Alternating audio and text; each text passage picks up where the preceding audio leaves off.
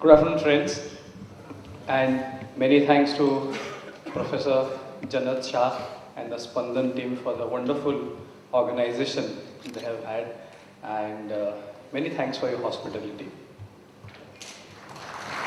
Thank you. You see, listening to the earlier group discussions, I was actually thinking that I shouldn't have been a panelist. It was so wonderful listening to this discussion that I thought that it was better to sit there rather than come up here.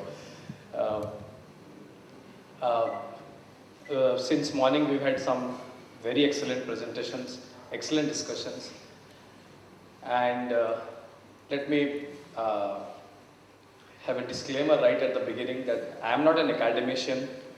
I am not even formally trained in HR, though most of my career I have done HR. I shifted from line. So I'm not going to tell you about theories, models. I guess you've already heard and you will hear from my colleagues on the panel about that. I'll give you an applied perspective, the perspective of a practitioner. And when I talk about the perspective of a practitioner, since there are no models, there is no PowerPoint presentation either, it's important that I stick to a few points, what Pallav and Krish described in the morning session as a few teachable points of view. So over 5 minutes, let me share 5 teachable points of view on this topic of leadership development. The first teachable point of view from my side is that of Harry Potter. Now, I guess all of you are familiar with Harry Potter? Yes? Good. So you see, in the way back, the first movie, which came, 2001, Harry Potter, or those who have read the book, slightly earlier than that, Harry Potter goes to Hogwarts School of Magic, and there is this sorting ceremony, right? In the sorting ceremony, they sort you into Gryffindor, if you are courageous, Slytherin, if you have certain competencies, Ravenclaw, if you're very intelligent, and Hufflepuff, if you're very hardworking. Now Harry Potter, when the sorting hat is on Harry Potter's head, the sorting hat sees competencies and capabilities which are very similar to that of Slytherin house. It could make him a great leader, one who would actually wield power very judiciously. But the sorting hat also sees in Harry Potter's mind a great desire to win Gryffindor, the house that stands for all the courageous things, virtuous things, etc. And finally, it puts him in Gryffindor. Towards the end of the first book, or in the first film, Harry asks Dumbledore, the headmaster, that did the sorting hat actually make a mistake? Am I Gryffindor enough? After certain sets of events. And then Dumbledore replies that, my dear boy, it's not our abilities which make us who we are. It's the set of choices we make which make us who we are.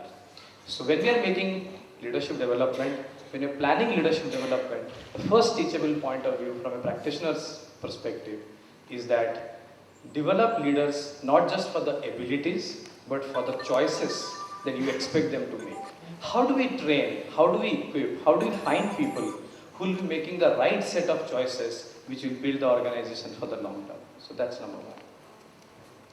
The second similar teachable point of view, and this is borrowed, no? I'm quoting from others, right? Many of you may have read the book Build to Last, Jim Collins, James Burris.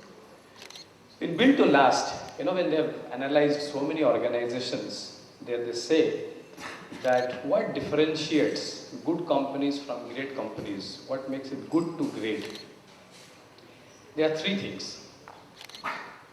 All companies have resources, all companies have technology, tangible things can very well be acquired, If you don't have money, there is a PE always standing there, right? So all people can be hired. So it's not resources which actually distinguish companies from good to great. The 3 things are, the first is understanding. The way they understand competition, market, but more importantly, themselves. The way they understand themselves, leverage that understanding to create something which the competition cannot, but is relevant to the customer. Right? So that's the first distinguishing point. Understanding. The second is a set of choices that they make based on that understanding. The third is the ability to align all resources behind the choices which have been made. So three things: understanding, making choices, third, the ability to align resources to choices, all resources, running behind the few which are relevant and making yourself world class in them rather than doing several things and frittering your energy in that. So that makes companies from good to great. So when we are developing leaders, this is the second point to remember. Are we developing leaders who have or have the ability to acquire the right understanding, take right choices based on those understanding, and third, their ability to align. And I'll talk about alignment when I reach the third or fourth point. So these are three things. Now, how do we develop such leaders? Identification also we'll discuss if time permits. How do we develop such leaders? So that's where I come to the third, as I said, the teachable point as taken from different gurus, different sources. The third point comes from the famous philosopher Confucius. Now, Confucius said that there are three paths to wisdom. We learn by doing, we learn by imitating, and we learn by reflecting. The three paths to wisdom. Learn by doing in an organizational context, that is experience. I mean, since you are from Rajasthan, at least you are studying there, you might be familiar with a saying, Hindi saying, which is popular here, which says that आग में तप कर सोना कुंदन होता है. Right? All forming processes. I mean, how many of you are engineers? I guess vast majority. Yeah. So as you know, all forming processes are either high pressure or high temperature or both. Leadership is built in the crucible of experience. There is no other way. There are many other ways, but there is no substitute to experience. So how do you build? So the first one that Confucius said, that learn by doing, that's the most important one. Several theories are there. I'm sure, Krish or Ganesh would have by now rattled, some formula 70, 20, 10 or something like that from some very, very eminent source. But the 70% of development happens on the job, 20% through certain other things, and 10% through training, coaching, etc. So the first thing that we say is the most critical element to actually put people through such experiences. Now, how can you plan it? I mean, obviously there is a lot of change management, the world is uncertain, it is volatile, etc., etc. But at least if you have a plan, you may be able to amend it as you go along. I mean, it's much better rather than not having a plan, right? So how can you plan? How do we plan to build such experiences, which are important and build character? What we do, I'll quote a Bajaj auto example here. If you see, we are a motorcycle company, we are a global company, we have. So what we say, if a guy joins us, okay, or a girl, increasing diversity every year. So when someone joins us as a graduate engineer trainee or a management trainee, how does he or she become L1? L1 is where we say that the leadership level starts. People one level below us, I mean, those who report to Rajiv, the managing director, they are called level 0, so one level below. So we say that, how do people reach L1 when in their early 40s? Okay. What kind of experience they should go through? So there are certain generic templates for a B2C leader, for a manufacturing leader, and for a technology leader. Now that's generic. So that's where people are advanced, on that. Initially, we try to build breadth so that in that function, the multiple leadership possibilities could be created for them. Okay. And after a while, we try to build depth. So when we are doing that, okay, at a certain stage of their career, obviously there are certain assessments, there is some leadership profiling, and once people are identified to be having that potential, either they're classified as almost ready or ready later. I mean, these are some of the classifications we use in our leadership profiling exercise. We then see that what experience this guy has gone through so far in life, and for the position that we are grooming him, what other experience is necessary. What we say that if you are going to be an L1 of a function, first level leader in a function, then under him, if there are 12 different L2 positions, and we say that some of them are vertical or line jobs, some are horizontal or staff jobs. We say that you should have done at least 2 of the most important verticals and 1 of the most important horizontals. So we see that what have you done versus what you need to do, and the gap creates a job rotation opportunity. Okay. If it has already happened based on his generic career template, fine. If it has not happened, it is forced. If not this year, next year you must rotate if you have to go to that leadership position. Now, often we see a situation that people are in specialist functions and it's not possible to rotate. Then we say that how do we build that experience? Then we give them short-term special assignments into the areas in which they have not experienced. The other thing we look at is spending time good enough? Like, is this rotation good enough? All you are looking at is not rotation per se, but handling the challenge. So then we see that which area will provide that challenge. I mean, it is one thing to be handling manufacturing engineering in a plant where in the next 3 years no new product is going to get introduced into that plant, versus being in the thick of things when 3 models are going to be introduced, right? Or same thing in sales or marketing or R&D.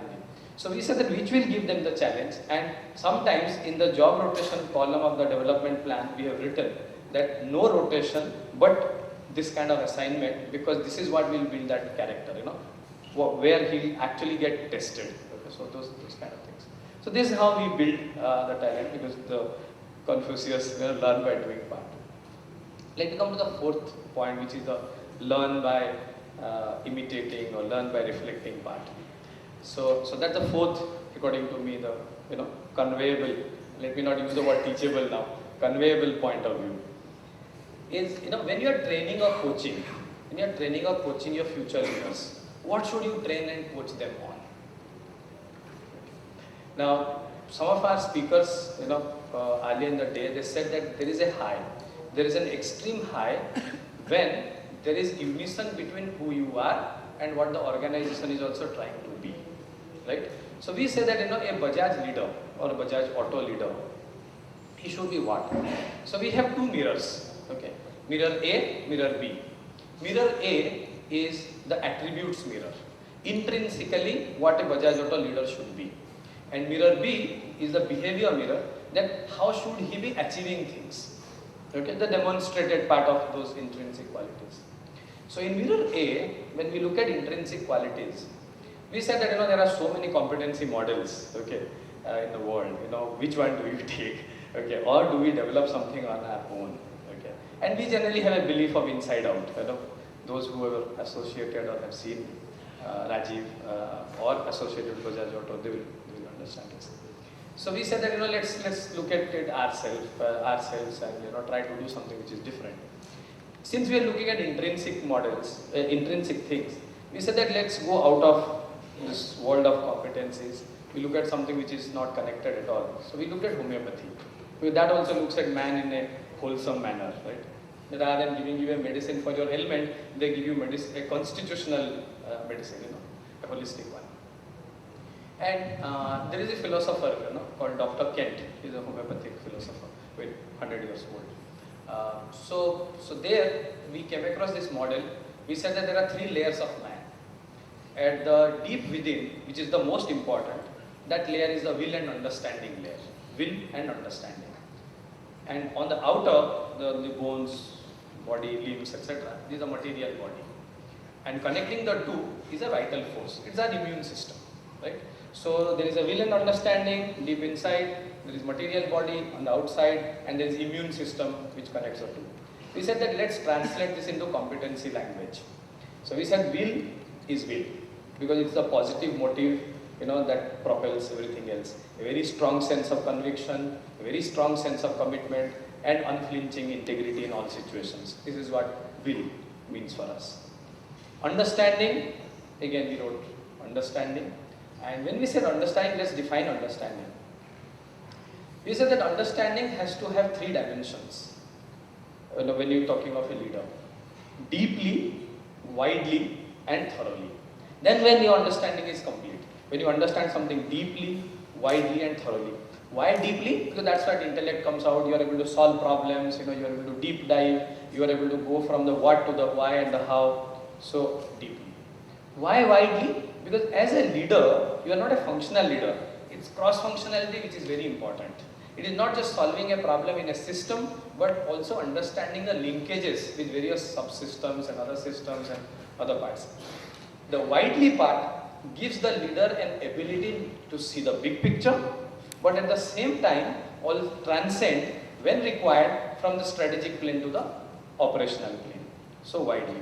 And we felt that since it's all about execution, it is not enough to just know, but to be able to do. You should be able to do. So that's a thoroughly. So intellect, laterality, and meticulousness. We said completes our picture of understanding. And the third element, as I said, the immune system. We call it energy. A leader must have energy. Okay? Because without energy, you can't translate your will and understanding to actions from self, from team, and from your associates outside. So things like passion, inspiration, cross-functional collaboration, these things we put together as energy. And lastly, we said that you must be fit. So that's why the fourth element of capability, the material body, came in. And you should have the capacity, mental, physical, emotional capacity, a very high amount of agility, as we have seen change management discussion today, a very high amount of agility and a very high amount of tenacity. I mean, being able to, it's not enough just to, have good ideas, okay, because the world is, not a fair one sometimes, okay. So being able to take a few blows and still move on, that's the characteristics of a good leader, as you've seen in Rocky Balboa. So take a few, the winner is not the one who can give the hardest punch, but the one who's able to take a few blows and yet stand on his 2 feet. So we said that this is what capability is. So will, understanding, energy, capability, that for us created the mirror A, or the mirror of attributes. Then we had the mirror of behavior. We are starting from the top. We said that their role is to anticipate.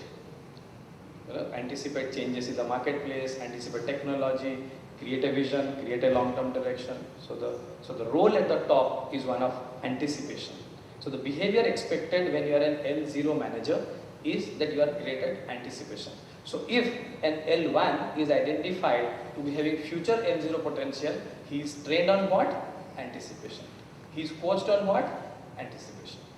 Similarly, if an L2 manager is identified to be a future L1, he is coached and trained on the next skill, which we call alignment.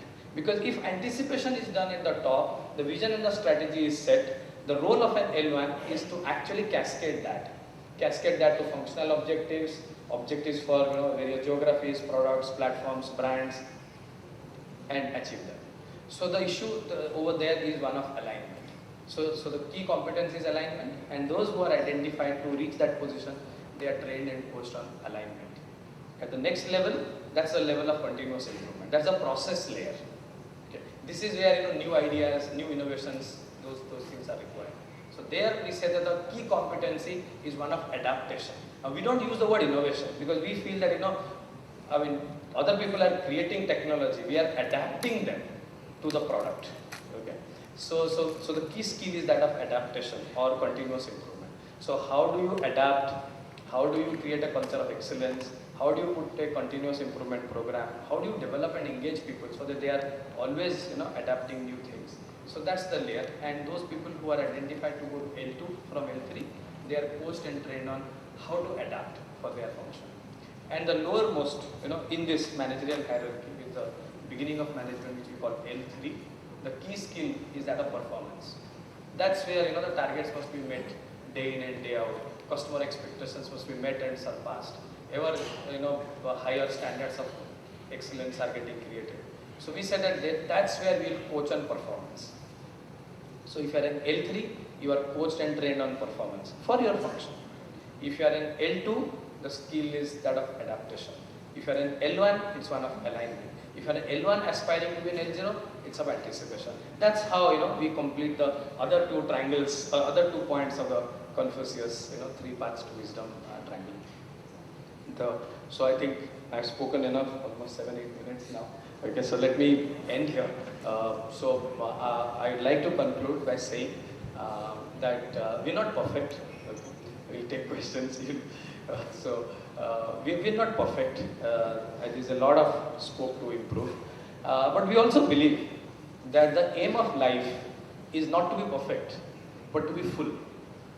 It is the wholesomeness. It's the wholesomeness of your approach which will set apart your leadership development practices from the rest of the people. So we believe that it is the holism in our approach, the way we have constructed it. It's the oneness of organizational needs and individual needs, and an individualization. When it comes to a person, there is no one size fits all. So we individualize what this person will need. Okay, in that, those mirrors, experiences, etc. that I was talking of. So it's the holism of the approach, the oneness between organization and individual, and lastly, the individualization of the plan, which I think are the key tenets of our leadership development approach. Thank you.